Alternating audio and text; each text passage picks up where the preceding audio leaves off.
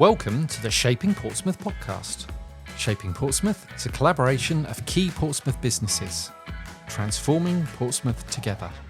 Welcome to another Shaping Portsmouth podcast with me, CEO Dave Humphries, and today I'm joined by Sam Doody, Site Director at Airbus Portsmouth. Welcome, Sam. Thank you very much, Dave. Thank you for inviting me. Yeah, and in fact, we've actually come to you in a first for the Shaping Portsmouth podcast. We're out on location at Airbus, so great to be here. So, you're Site Director. What does that involve? What's your job? Great question. It's really about the strategic direction of the site. So it's making sure that the site has everything it needs to run, to operate, the buildings are safe, we have the right people, the right skills, but also looking a little bit at the business side. So are we making sure that we're developing the right technology for the future, that sort of stuff. Yeah, and how long have you been here at the Portsmouth Airbus site? So I joined 20 years ago this summer. Right. I joined as a graduate, actually. Yep. There's a rather embarrassing photo of me standing in an ill-fitting suit outside of the site on my first day. And I've been here for 20 years ever since, really. The people sometimes say, why haven't you done something different? And my view is always, actually, I really enjoy what I do. Yeah. Every morning I wake up and I want to come into work. And I love doing it, so in which case, why do anything different? So I've been here ever since. Absolutely, yeah. What's the saying? Do something you love and it's not a job. Yeah. Exactly. Yeah. Exactly. Yeah, exactly. So how did you end up here in the first place?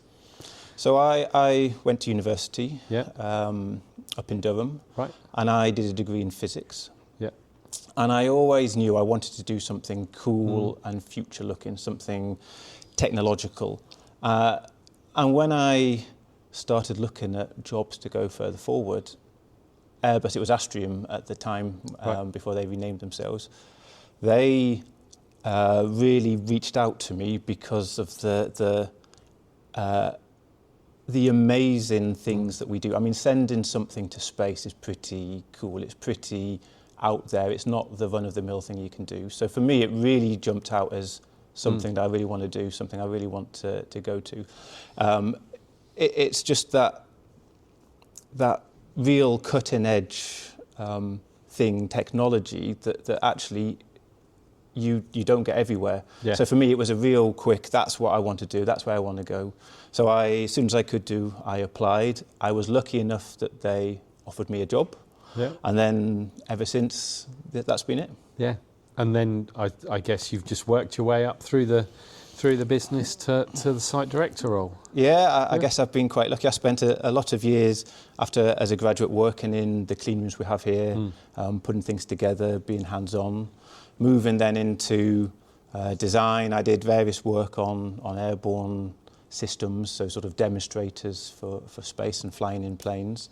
And working up through to team leaders and heads of departments. And then last year, actually, a year ago, I was lucky enough to be offered the role as site director, which I jumped at because it gives me a real opportunity to make a difference to people. And that's one of my big values and passions is actually trying to make progress and give people purpose and support them and help them. And a site director really helps us. We've got about 1,000 people on site, so it's quite a big responsibility. There's a lot of people that depend on me and the team and the leadership team to keep us running. So it's a real privilege, a real honour.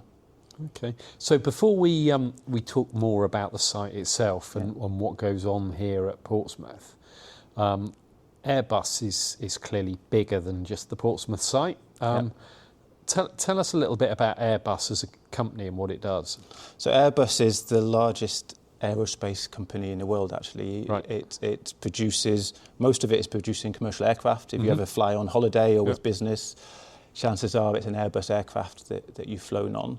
But it's not just aircraft. We do helicopters, and we also do space, and that's the part that we sit in here at Airbus Portsmouth. Right. It's 150,000 people around the world. Yeah. It's a massive multinational company, but with national footprints, and the UK is one of the home countries of Airbus.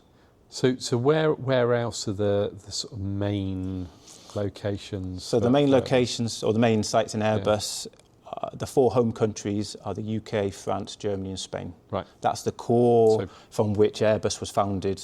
Airbus is a conglomerate of lots of other companies that have merged and joined to create this European champion.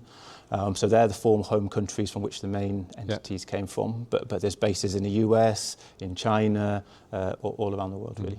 Yeah, but predominantly European. Correct. Its sort of foundation. Yeah. And the how did Airbus start off in terms of the company founding and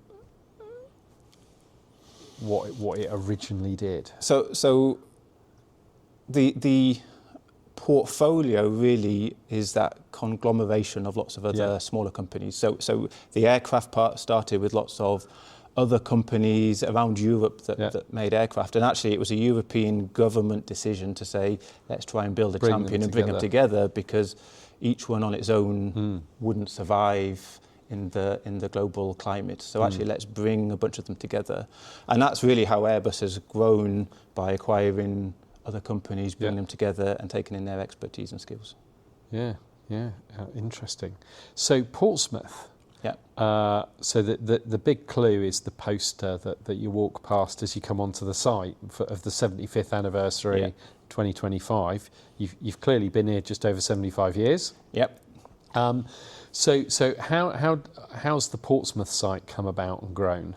So about between the 1930s and the 1950s, the UK was actually building rockets on the Isle of Wight, just next to the Needles, with Black Knight and Black Arrow.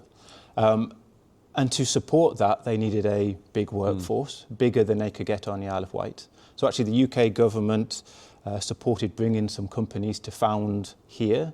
This used to be the Portsmouth Airfield, Portsmouth International Airport. And in the 1950s, they started to put the electronic companies here. So we've been building, we start off building electronics for, it's all for harsh environments, but for the rockets. Right. Eventually, the government had to make a decision between rockets and Concorde and chose to go with Concorde. So the rocket era sort of faded in the mid-50s.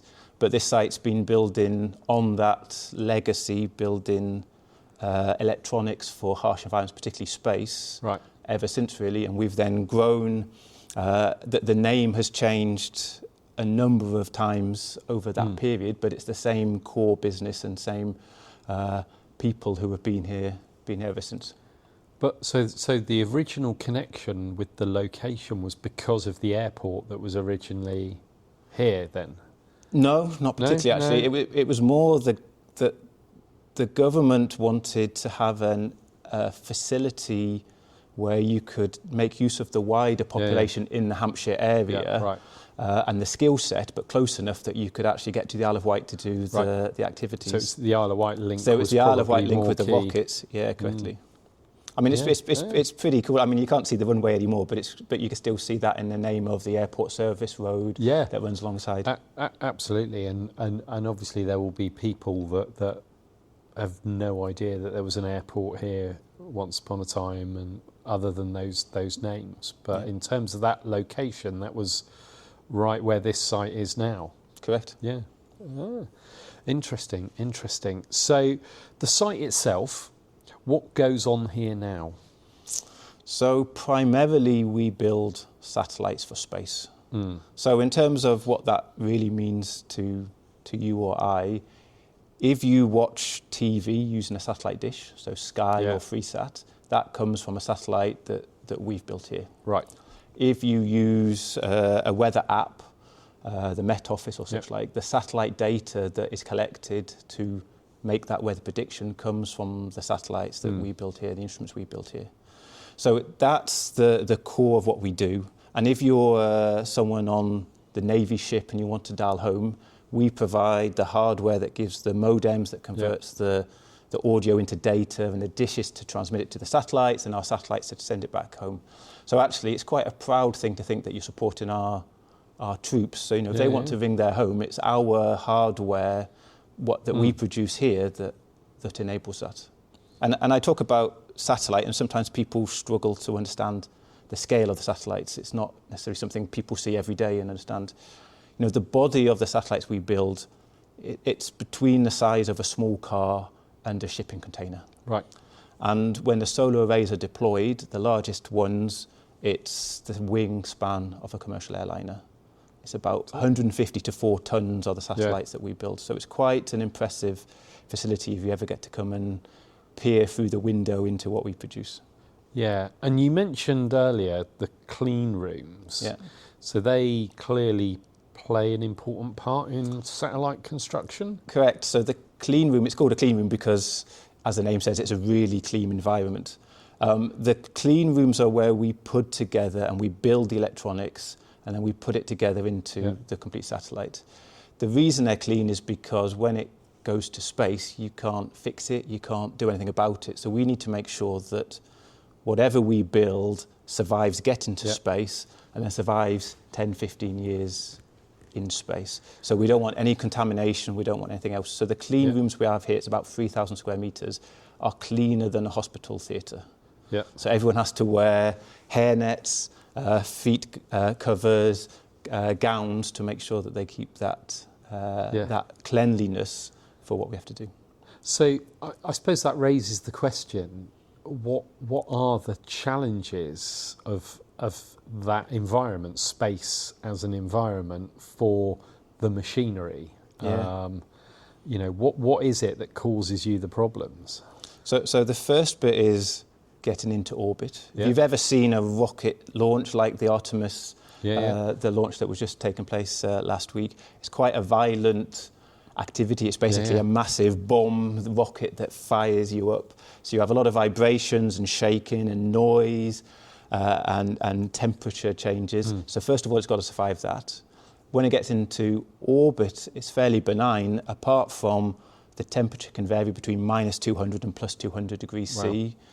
The radiation is such that if you take electronics that you build on ground, it would just burn out, the components would all fail.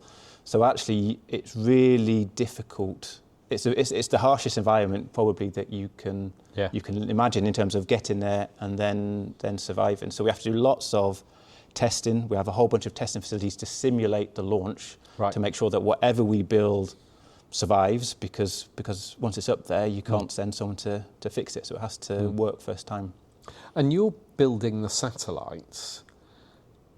I take it you're not building the rockets that put them up there? Correct. So the main focus at Portsmouth is on what we call the payload, the instrument, the really clever bit that collects the data that you need. So if it's in terms of telecommunication, which is sending Sky TV, it's that kind of processing routing. If it's collecting an imagery, it's a camera, it's that kind of thing. That's where we specialise. But we don't build the rocket itself.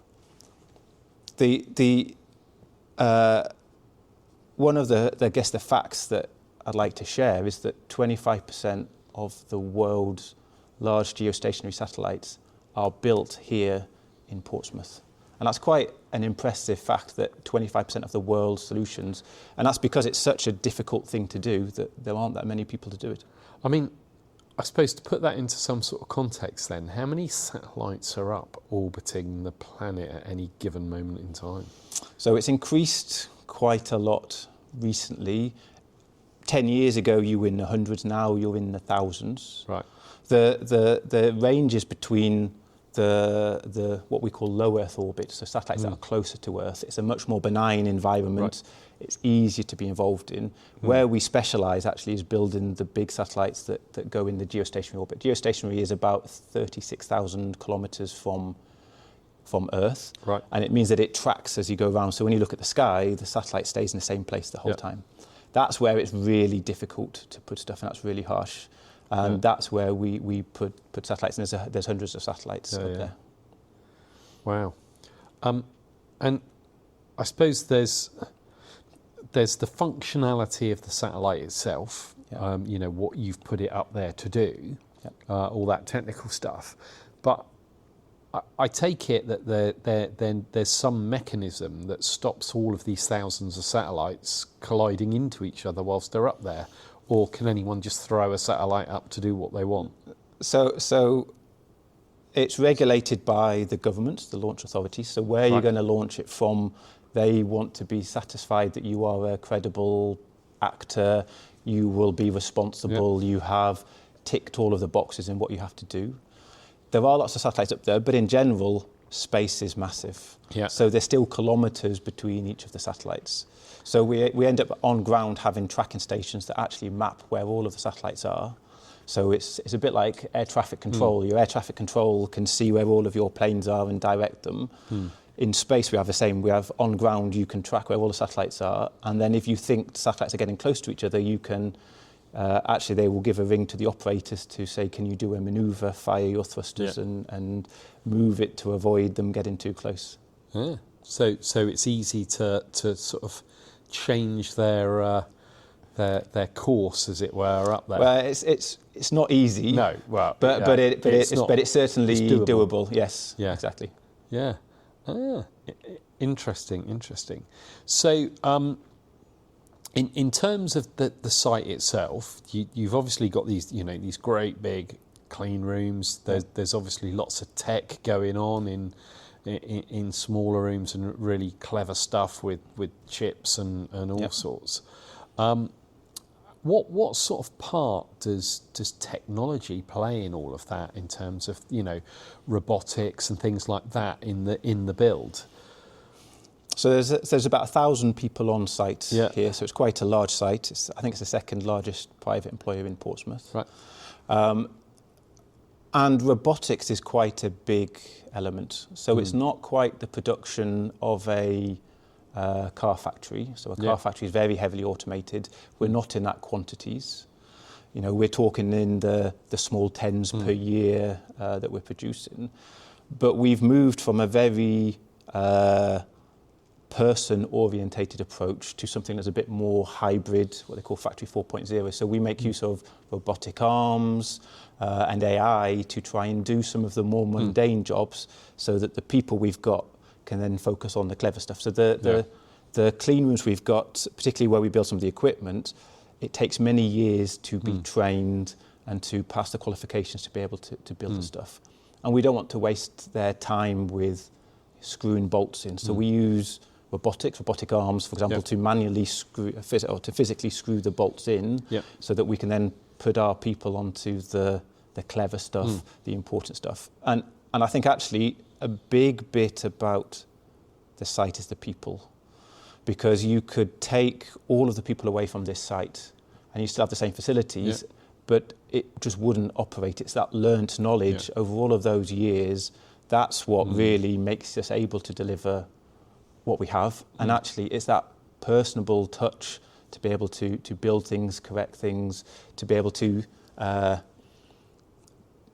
come up with the design, the future thinking. That's what you can't get with a robotic arm. And as good as AI is, it's not going to replace a human in terms of some of the more critical things that we do. So kind of before we talk then about that kind of person-centred career aspect, and kind of just rounding off on the site, it's a huge site with that many people on, and the stuff you've got here. And as with a lot of places, sustainability becomes quite important and quite key. How do you look after that here? So sustainability is quite a hot topic for us. Yeah. Because of really it's a socially responsible thing to do. So we have put in place what we call High 5 Plus and High 5, and 5 of the 5 targets of energy and water, CO2, waste and emissions. Yeah. And we set some quite ambitious targets 10 years ago to say, right, we've got to reduce them significantly. So we've reduced, for example, the amount of water we use by 70% over the last 10 years and the amount of energy by 50%. And it's quite an important thing for us. And it's not just about doing it because it's socially responsible, but also it actually makes an advantage to us. So we've replaced, for example, the gloves in the clean room with green gloves that are biodegradable and can be recycled rather than just being one-time use. And actually it's better for us, and we actually make savings from some of the sustainability initiatives that we do in terms of being able to reuse the clean room coats and wash them rather than using one-time things. Yeah, and that's often the case, isn't it? That people find that actually when they really look sensibly at some of those sustainability initiatives, it does actually, from a business perspective, also make good financial sense to be far more sustainable. So it costs money up front to do some of this stuff, but actually over the long term, it saves us money, and that's the reason. It's thinking long term, not just short term.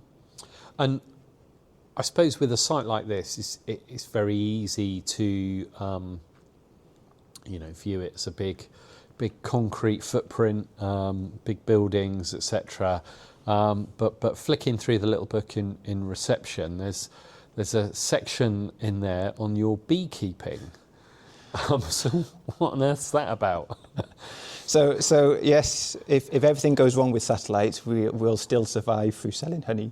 Yeah. So one of the like all businesses, actually work can be difficult, can be stressful at times, particularly if you've got difficult things to do. So we've been spending quite a lot of effort in what we call our Portsmouth initiatives. So the initiatives we have on site that are non-work related, but give people the time to connect with each other or unwind and relax.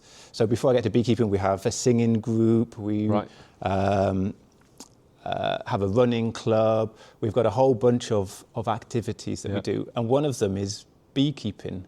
And one of the things we thought in terms of improving biodiversity is to bring some bees on site. So bees are great. We've got a bit of land behind one of the buildings. Let's bring some bees. And it was a bit of a kind of a off-the-wall thought. But actually now we've got 12 beekeepers. We produce about 60 jars of honey every year.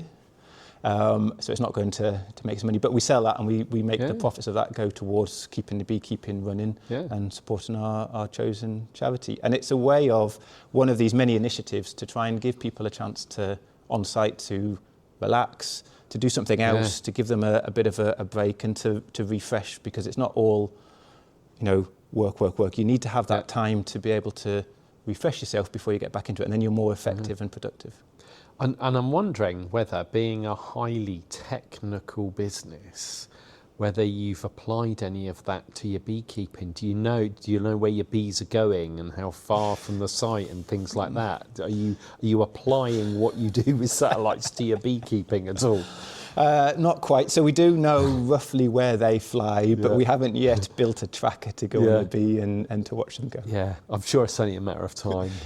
There will be someone listening to this who works on site who'll go, I've got that, I'll get on with it. Exactly. Yeah, no, it'd be interesting to know, wouldn't it? It would. I remember in a previous life, before I came to Shaping Portsmouth, I was involved in a bit of work with the sea eagles that were put onto the Isle of Wight, the white sea eagles, and they were tracked, and it was really, really interesting to see where they were going and how far. One of them was continually flying to Kent and back. Really? And they were really quite concerned because it was flying directly through Heathrow Airport every time it went up there. But yeah. Really interesting stuff from tracking animals. So we the bees, the honey we have doesn't taste of air fuel or pollution. So they must be going somewhere that's okay. But interesting. But so the whole idea of that is more about the people than your kind of sort of being enviently focused. Exactly. It was just an outlet for your staff, really. Yeah, I mean, I think a big bit is about, at least a big bit of my passion and ambition is to look after the people, because actually it's the people that deliver the work. So you need to look after people. You need to make sure that they are looked after.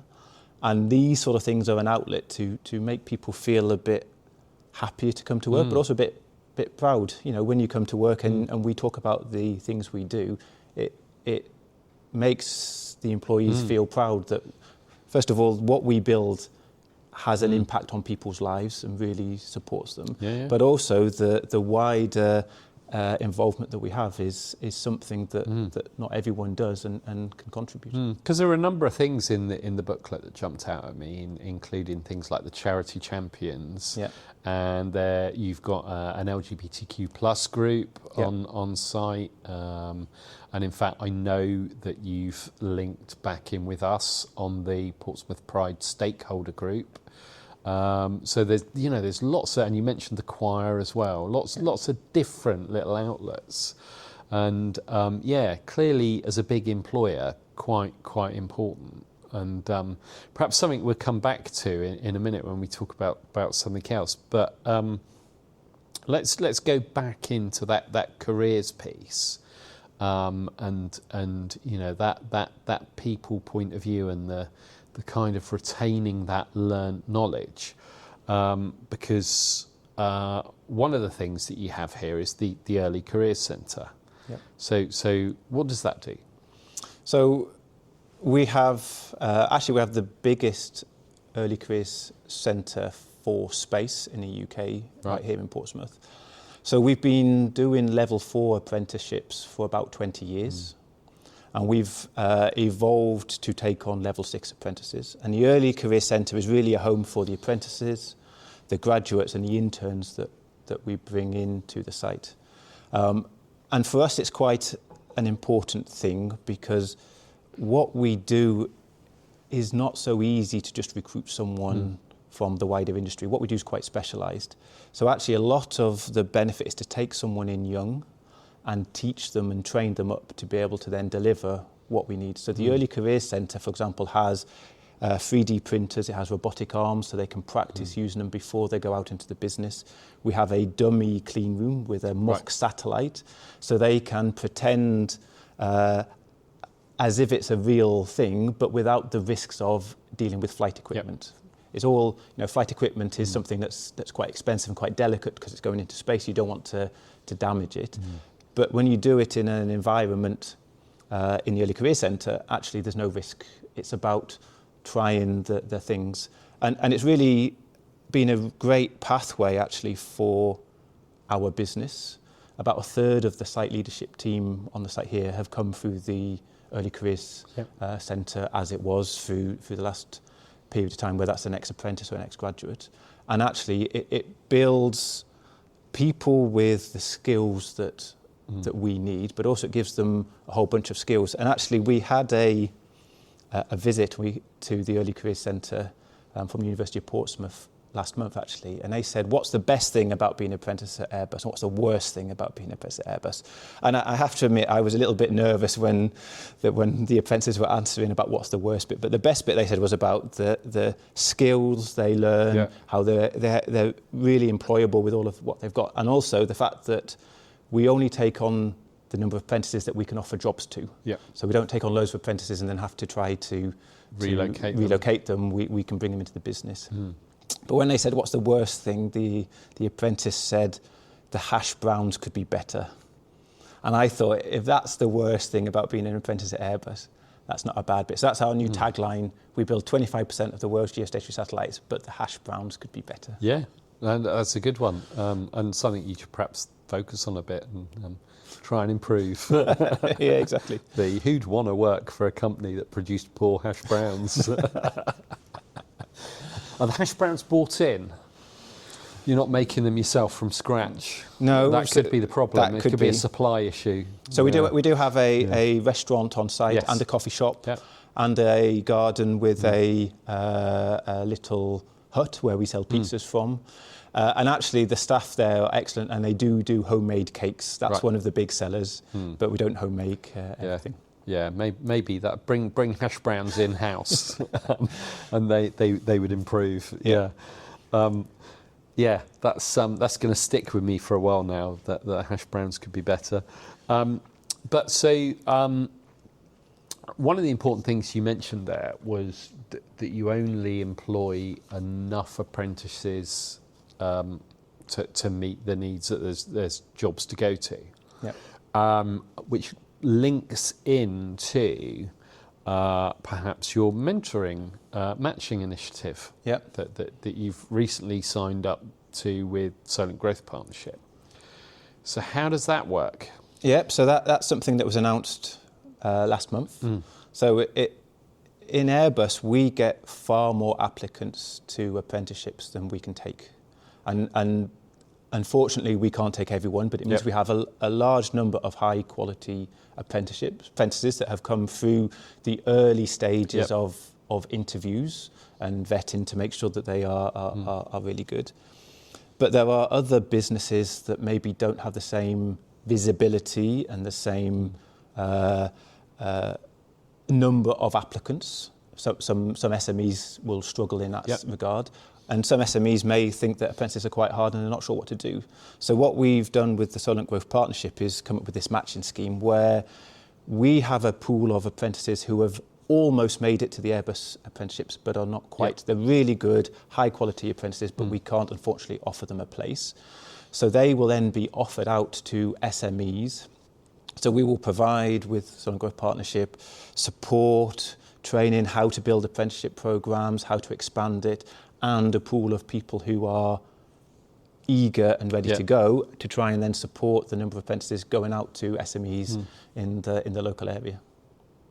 Yeah, and it's something we've seen in a number of different places that anyone advertising high quality apprenticeship positions attracts quite an enormous amount of applicants, and clearly there's going to be a bigger portion of high quality applicants than you can take on. But for smaller businesses to run really robust recruitment processes and even just go out and advertise can actually be frighteningly expensive and difficult. So you're doing the legwork for them. And offering them those candidates on a plate. Exactly. So for us, we're doing it because we need to bring in the apprentices that we have. But a byproduct of that is we've already done all of that work for them. It makes absolute perfect sense. I think it's brilliant. I think it's a really clever initiative. So if there's anyone listening who's a business, small business that would like to get involved with bringing in an apprentice or getting involved in this, contact the Solent Growth Partnership and they'll be able to give you all of the details. Absolutely. No, really, really good idea and brilliant to see it happening. I remember one of the first times I came here and getting shown around and being given a bit of an intro about the place and that. And someone mentioned that you were, as a business, you were actually quite keen for apprentices to leave and later in their career and get experience elsewhere and come back and recruit in. Is that's something that's I'm not sure I would say keen for apprentices to leave, but we do find, the change of experience and education is all positive in all fronts, isn't it? So I'm not sure I would say we're keen for apprentices to leave, but actually bringing people in and swapping is a benefit to the whole industry, really. And so as a sector, you're perhaps slightly different to some of the other sectors in that what you're doing is so highly specialist. It's probably less competitive, and that there is a lot more working together. And we know that there's now Space South Central in existence. What's your involvement as a business in that, and what does that bring to you? So Space South Central is one of the clusters, and there's a bunch of clusters around the country that is the space cluster that works in a region and tries to bring the businesses together, tries to bring in work to the region, but also promote it. So actually we have Space South Central on site here. So they have co-located at Airbus Portsmouth with us. When they were looking for a home to go to, we've offered them a facility for them to join. And so we engage with Space South Central for a whole range of things, whether that's supporting them in delivering activities, engaging with other businesses, training, that sort of stuff. And does that play a part in that kind of that specialist recruitment piece? Because through the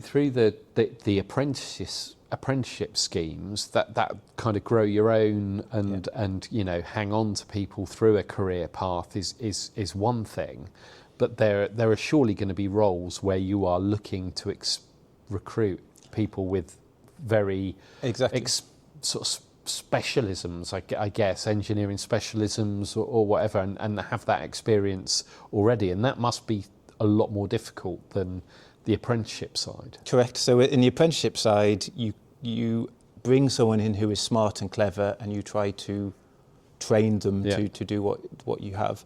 Trying to bring someone in experienced is much harder, because the space business, whilst it's a real contributor to the UK GDP, actually the number of people are relatively small compared to, you know, the defence industry or something else. So actually the likes of the clusters is a really good way to engage with candidates, recruitment, but also with other businesses and SMEs, because it's a growing, space is a really strong growing area, but it's still a relatively small supply base compared to other industries. So it's a good way of reaching out and engaging with other suppliers to bring in. Yeah, cool. And then on that front, as an employer, that probably links us into awards. So there's a few awards that have come your way recently, and I know one of those is Best Place to Work. Through the Hampshire Business Awards. I guess I was really proud to be site director at the time that we have won that award. So this was the end of last year. We were lucky enough to win the Best Place to Work at the Hampshire Business Awards. And for me, that was one that is really meaningful, because actually, you know, part of it is you operate as a business, but Best Place to Work is really something that shows that you're an employer that looks after your people and people want to work with. Employer of choice. Exactly. So all of the initiatives we talked about, with the bees, with the singing, with going, you know, the running club, with all of early careers, all of that sort of stuff, and all of the conditions and the facilities that you offer, it's a real recognition that actually you're making a difference to people, and it's been a place to come to. And having won that award, we were put forward as all winners at the Hampshire Business Awards for Business of the Year. The overall winner. The overall winner. And we were lucky at the Hampshire Business Awards to win overall Business of the Year as well. So in we have a small trophy cabinet in reception, and that's one of the Pride of Place awards. Yeah, and probably not down to luck, even though you say you were lucky, but probably a reflection on all the good stuff you're doing, and you know, I think it speaks a lot to a business that you're seen by employees as the place they want to work. So how long had you been site director at that point? So just under a year. Yeah. So immediate impact.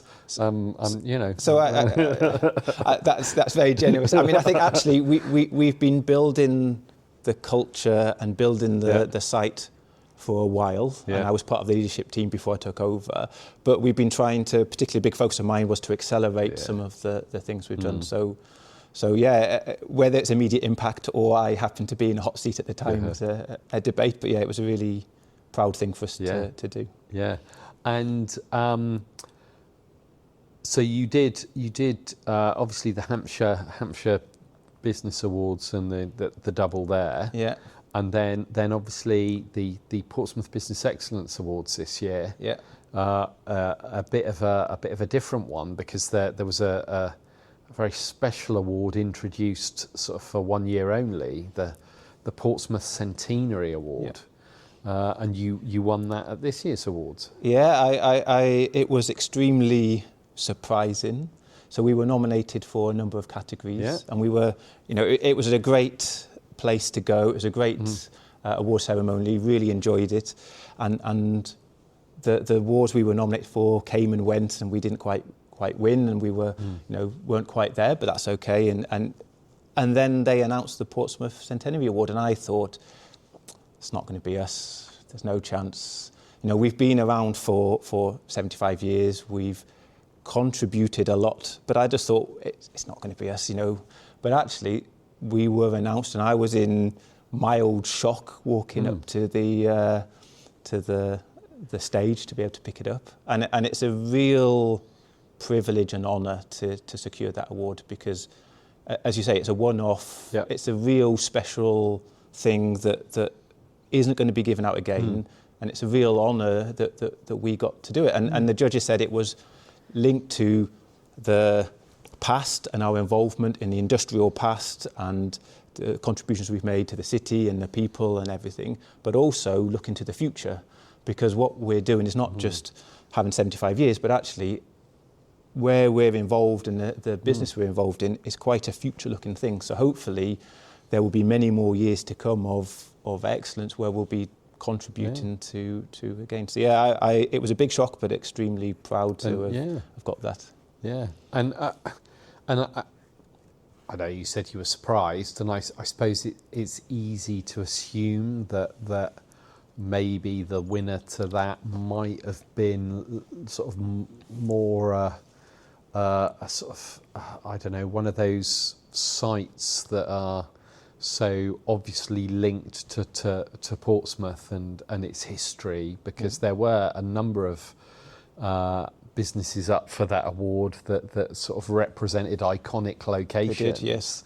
But actually, you know, when you break down and look at everything we've been talking about, the history of the site, the things you do, that people focus, the importance of Airbus to the city as a whole as an employer and the future, it probably makes a lot more sense. Yeah, I mean, the other nominees in the category were all worthy of winning an award themselves, and there would have been no complaints if any of them had won. And I was just happy that we were nominated in such great company. But it's certainly something that I won't forget for a long time. Yeah, definitely a great one to have as a one-off as well. It's not one anyone's going to get a chance to win again.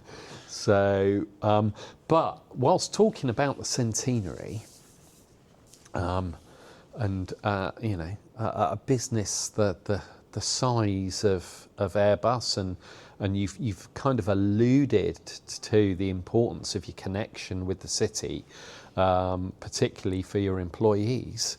What do you plan to do to mark the centenary? So it's a great year for Portsmouth as a whole. I mean, the fact that it's a centenary is a fantastic achievement.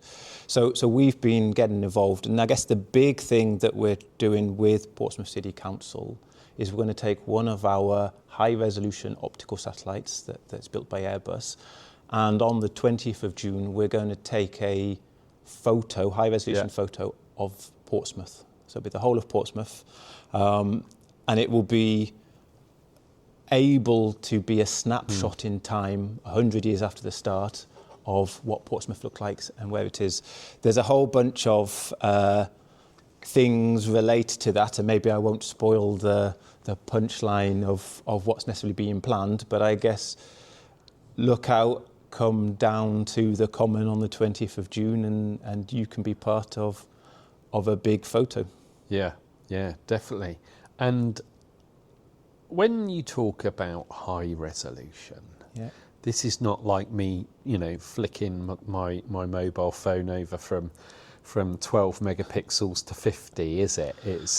I mean, what level of detail do you capture from that satellite? So the satellite, the optical satellite, will be 600, 700 kilometres above the Earth. So if you look up, you won't be able to see it. It's so far away. But you will be taking an image that is 50 centimetre, 25 centimetre resolution. So if you think about it, it's pretty... I won't talk about it in terms of pixels because it doesn't quite make sense that way, but you will be able to see people's heads. You'll be able to make out the people. If you're laying down, you'll definitely be able to tell it's a person. So actually, you will see a lot of detail. Anything that's in that order of 20, 50 centimetres, you'll be able to see them. So yeah, we will see people standing around however they are. Which probably alludes to the importance of having as many people as possible come down to Southsea Common for the point that the photograph has been taken. Yeah. But so when that happens, and obviously there will be more publicised about this and the time specifically, what does that window look like with a satellite overhead? You know, what's your time frame like for getting that picture? So we have to be extremely precise. The satellites are flying at about 7 kilometres per second. Right. So every second they move 7 kilometres. Yeah. So they're going extremely fast. Yeah. So when we pinpoint a time for a picture, that is the time the picture will be taken. So the satellite will fly over, and at the exact time it will pass over Portsmouth, that's when the picture will be taken. So everything will be to the second. Yeah. So if you want to be part of a giant picture of Portsmouth, then you need to be there at the right time to be able to take that. Yeah, yeah. It's not a sort of 10, 15 minutes, you know, window, let's get this right. It's the moment it's there, and that's it. And that's when we're taking a picture of Portsmouth, and you will be in whatever state you will be, that's when it's taken. Correct. Yeah, brilliant. Well, that it will be interesting to see, and especially that level of detail. Yeah. And I suppose that just kind of also speaks to the size of the actual picture in reality, in terms of what you could print it out at if you because it will be the whole of Portsmouth. That level of detail. Exactly. It's the whole of Portsmouth, which is kilometres wide, but the pixels will be tiny. Yeah. So you can do extremely high. So that picture will be available for people to download after the day to remember and celebrate that 100th anniversary of Portsmouth being And a what was city. that date again? 20th of June. 20th of June. Correct. So that's one people should mark in their diaries now if they're listening and they want to be part of something that will be historically very special. Exactly. So, yeah. More details on exactly the Great. plans will follow closer to the time. Great stuff. There is probably loads more that we could talk about, but we've sort of run out of time. But I always like to finish by coming back to Portsmouth and just focusing on the city and asking whoever I'm talking to if there is somewhere within the city that you would recommend that people go to, or something for people to do. Yeah. What would be your Portsmouth recommendation? So I have 2 young children. Okay. Our favourite place to go is the Hillsea Lines. So particularly, it's a great place to walk, get outside. Kids can run around when it's sunny. There's a bit of wood in the shade, and there's a whole bunch of historic armaments hidden within the undergrowth in that area. So the kids, whenever we say, "Can we go out somewhere?" Let's get outside, and we say to kids, "Where do you want to go?" That's the one place they go. And as a family, we love to go. They love exploring under the undergrowth. They love exploring everything and seeing all of the features there. That's the place at the minute. We're quite looking forward to the opening of Hillsea Lido. Yeah. Because we quite like getting out and about. We like having a bit of a swim out in the sea. So we're really looking forward to that. And that's opening soon. So actually, place to go at the minute, Hillsea Lines, but I'm really looking... switch to the other side. Switch to the Lido when that opens. And of course, so we're obviously not a million miles away from Hillsea Lines here, but a whole ton of work been done very near to completion, and we've talked about it in a number of different people's recommendations, actually, of different parts of the coastline of Portsmouth. But yeah, an enormous amount of work that's been done all the way along the back end of the lines and the park at the bottom of it. So it will make for, I think, quite a good spot. But definitely people who've not been in and explored the lines, it is well worth doing for exactly the reason you mentioned, those weird little armaments and things that you stumble across. And you can take some amazing photos of you and your family in those places. It's just it's an amazing place to look at. Definitely. And then, Hillsey Lido, as you say, again, that's cropped up the exact opposite side, and some great work. I mean, the work around the coastline had been done previously on that side, but a brilliant job of renovating the Lido that's been done. It's looking really, really impressive. Great little cafe around the back there. Yeah. And I know the team at Fairways have got a bit of a project coming, the Phoenix project, with some carved wooden sculptures that are going to go on that side of the park. So that whole great little walk from both sides of the road, and obviously the bridge connecting the two. Great. You'll probably find you better combine the two quite nicely, the Lido and the lines. That's true. We can start off in the lines, and when the kids get a bit tired, we can take them to the Lido for a swim. Yeah. Brilliant stuff. Brilliant. Well, it's been great chatting to you, Sam. Really looking forward to seeing what happens on the 20th of June down on Castlefield, and the eventual photograph and what that ends up looking like. But also following more about what goes on here on the site, how things develop for the future. You know, technology clearly playing a big part in everything you do in the age we're in. But most importantly, looking forward to coming back to see if the hash browns have improved. Thank you very much, Dave. Cheers, Sam. This podcast was brought to you by Shaping Portsmouth, working to make Portsmouth the #1 UK city in which to invest, live, learn, work and visit. To find out more, please visit shapingportsmouth.co.uk. This podcast was supported by Spark Community Space and Portsmouth Community Lottery.